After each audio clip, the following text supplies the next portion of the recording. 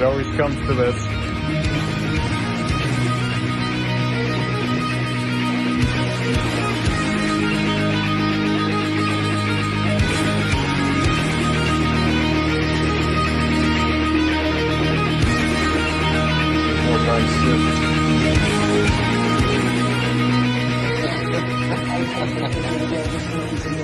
Hello there guys, back again to do another tattoo progress update.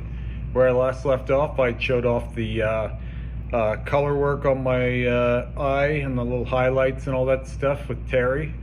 All of that is healed now. It did really well, so I'll go ahead and show that off.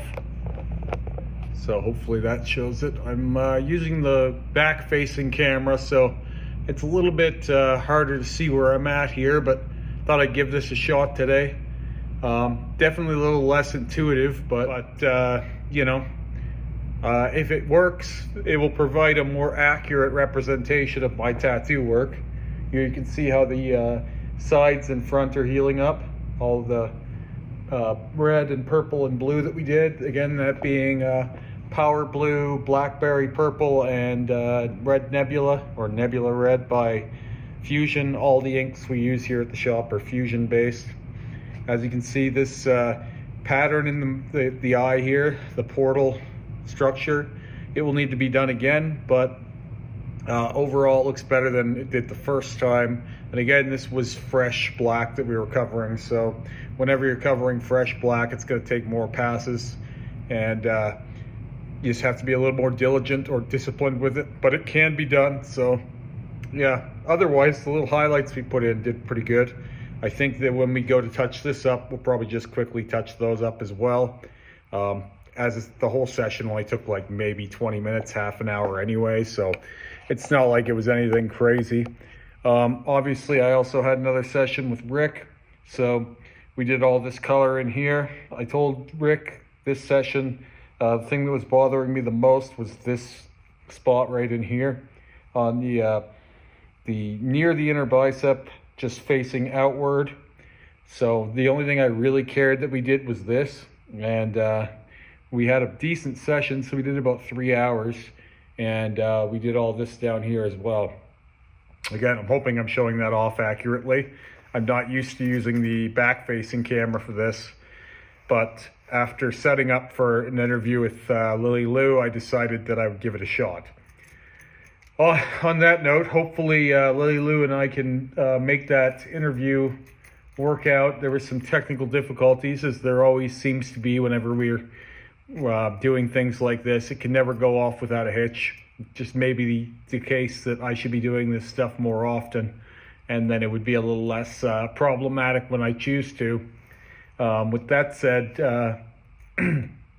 my Instagram still being down has made me care less about my Instagram activities and more about my YouTube activities. So if I can get this Lily Lou interview to work out, you can probably bank on seeing more interview type content or types of content going forward. In the past, I've spoken about this on the vlog, but my original intention for the podcast that I was doing back in 2020 was to interview people from around the world, different body mods, figures, and even just people I had interest in general. But I had the concept as far back as 2018, and I just never really was able to get it going. There are a few people I had in mind specifically, but it takes a lot to coordinate more than anything. And I actually had an interview just about set up last year with El Tattoo, a guy that I did a feature on the React series. Huge full blackout tattoo bodybuilder guy. I'll put a picture of him in here.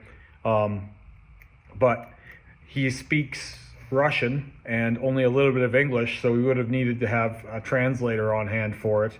And these things are difficult to navigate to begin with everyone's timelines being different and everyone being so busy. A common denominator I found amongst like more or less high-level body mod figures or tattoo and piercing enthusiasts is that they're quite busy as well. So it's not often easy to schedule these things. Lily Lou and I, for example, we had like a moment where we could do this, and now we won't be able to have another chance to get together to speak for at least a month and a half. So I'm thinking that if we can't figure out the video and audio components completely on his end or my end, I'll just put up the raw. I'll tweak the audio and put up the raw interview with just my side of things, because it was a good enough conversation that I don't want that getting, lost. I actually did a podcast in Kelowna with Lee the first time I went to Kelowna, not this last time. And we had a really great conversation on a 3-hour podcast, and it never seen the light of day due to technical difficulties. And it really is a shame that so much can get lost in technical nonsense, and so many good conversations that you could have that are facilitated by the internet can be a little bit complicated to set up and execute. There's probably a better way again, but when you're not doing this shit all the time, it's a little confusing to navigate. But I digress. Sorry, my whole day has been this. I woke up this morning at 4:15, as I always do, and at 5:30 I was talking to Lily Lou. It was 2 p.m. there roughly when we started our podcast, so I've already been filming quite a bit today, and then I'll be doing some Remy reacts tonight. And on top of all of my usual running around that I do, this is supposed to be my day off for the week. But I don't really take time off, so it doesn't really matter to me.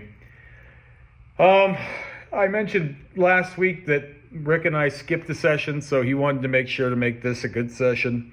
And it doesn't really matter to me if we got a lot done or a little done. My priority is always just in, getting something done, especially where we're 29 sessions into this sleeve. It's not really important that you get a fucking ton done every time, but it is important that you get something done every time. So even if we had have just got this chunk done, I would have more or less been happy with it. But we did get quite a bit more than that done. By the time we got around to putting this light blue in, though, my skin had pretty well tapped out. And so Rick, he packed it up. He was actually going to do a little bit more, but some of this was starting to saturate really poorly. And at that point, you're probably getting more scar tissue in the skin than you are ink. And so it's time to kind of move on. Could have jumped around a little maybe, but if we had jumped down into this chunk here on the bottom, then we wouldn't have been able to go into it this coming week. And that's our plan for this next session, is to continue the work down here. This being passed already once, most of this lower arm has been passed already at least once. So it should be really reactive to color, same as this has been. And now that we've got this color scheme all sorted out, it's going in pretty easy. With that said, we spent around, 2 hours just up here, and that probably surprises some people because it doesn't really look like much space, but all of that is layered color. And right now it's all mixing under the skin, so it will heal out lighter than it looks now. It goes in and it's super light, and then it darkens over the next few days, and then when that top layer sheds, it turns lighter again. So what's really interesting about watching color on black is it gets super dark for a while. All the purple that we put in, for example, looks black while it's healing, and then it looks purple again later. So it is a bit of a mind fuck to watch. One of the things that I found very interesting about my conversation with Lily Lou was, in case this conversation isn't up yet, it might be. I don't know where I'll be at, but it doesn't hurt much for me to quote certain parts of it. One of the interesting things that Lily Lou and I talked about was Lily Lou has done pink on black lips, because Lily Lou wanted to have the look of lips again. And 6 passes and it looks like he has lips again, or they have lips again. So found that really interesting, that even with a surface like lips, if you're persistent enough, you can cover black with color. So really interesting. Really interesting, especially being I haven't even had my lips tattooed. Those are those things that make me want to experience what it would feel like. I don't really want a lip tattoo, but I'd love to know how it feels, even just to say I knew, or to have a frame of reference for it. Similarly, I've always thought about having the experience of getting my nose tattooed, but I don't actually want a nose tattoo. Or scar tissue for that matter, so I just won't do that. But it would be lovely to know what that felt like. So much of this is about, trying to figure out what these things feel like. Like, it was really interesting to see that parts of my ears were painful and parts of them weren't, for example. With that said, I have another session coming up with Terry this week. We're going to be tattooing my neck and onto the face, all the red here. It's going to get done again, and the red in my neck. I think it's going to make a bigger difference in the face red than it will in the neck. The neck's already pretty red. It's just, again, to smooth out some of the darker areas, kind of, condense the color a little more.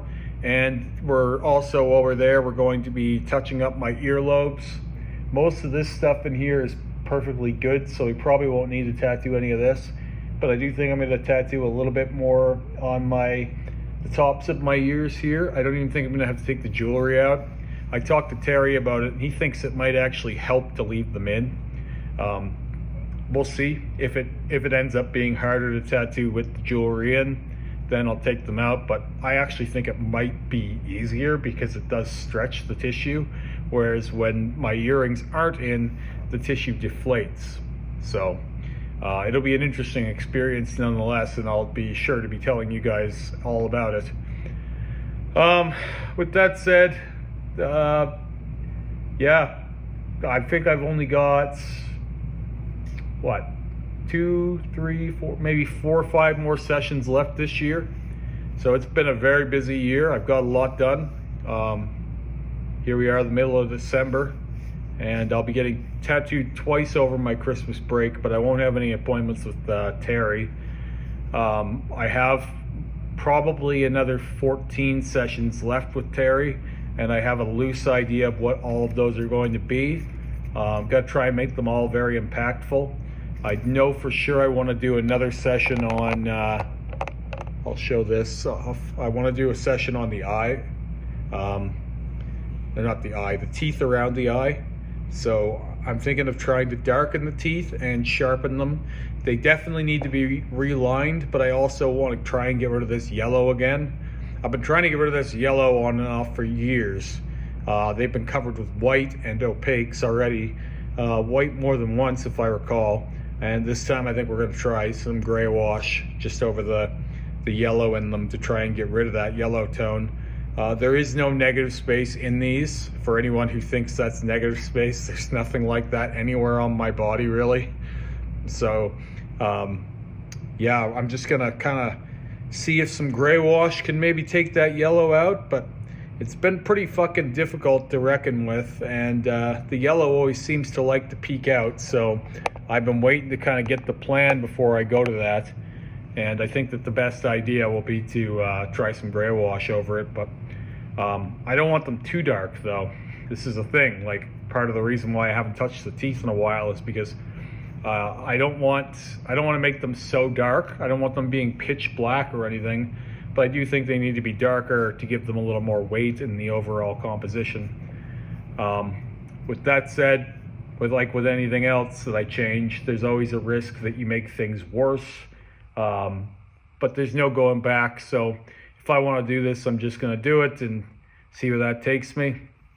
I also want to sneak in a second pass on the red around the moon on my hand. It's pretty good, but it could be better, like everything.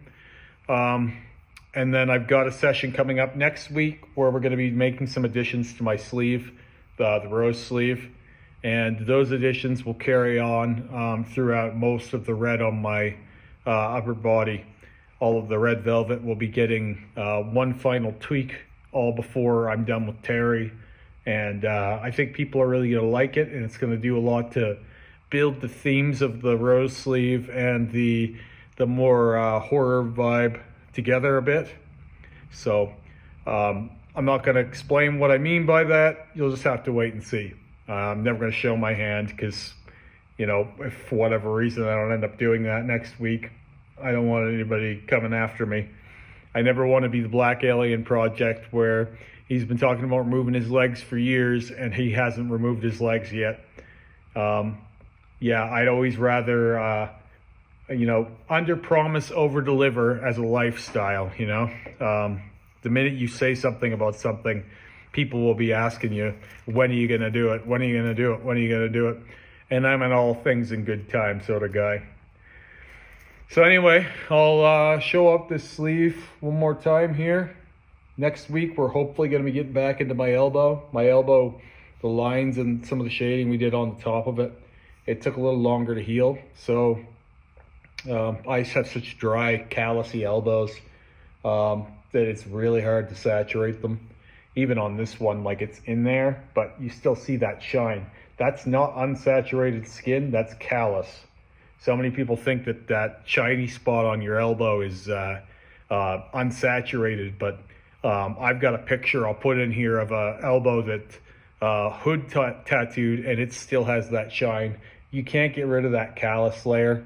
I went at that with a loofah one time, you know, or not one time. I tried the loofah that for weeks on end at one point to try and get that callus off, but it always comes back. And similarly with the knees, I have callus on my knees too, more on my right knee. And again, that's not unsaturated, that's just fucking callus. I have callus on my hands too. And callus is really hard to hold ink, for one thing. Like this spot on my thumb here has been tattooed probably 10, 15 times. And everyone who ever tattoos it is like, I can saturate that. Next thing you know, it lightens up again. So callus has got to be the hardest thing to get to saturate. Terry actually told me that if I want to try and tattoo that again, I should probably cut off the callus first, and then he can tattoo underneath the callus. Then when the callus grows over it, the callus will be the color that's under it. Now, I don't know if that works or not. Maybe someone who's done something like that will let me know in the comments. But it doesn't seem like it would work to me, because I would think that whatever damage or trauma you did to the calloused section of your skin would be healing out and would scab up and push out a lot of the ink that you were putting into it as it was. But maybe there's some science to that I just don't understand. If you've done that yourself, let me know how it worked. Anyway, yeah, sleeve's coming along great. It's starting to look really, really put together here.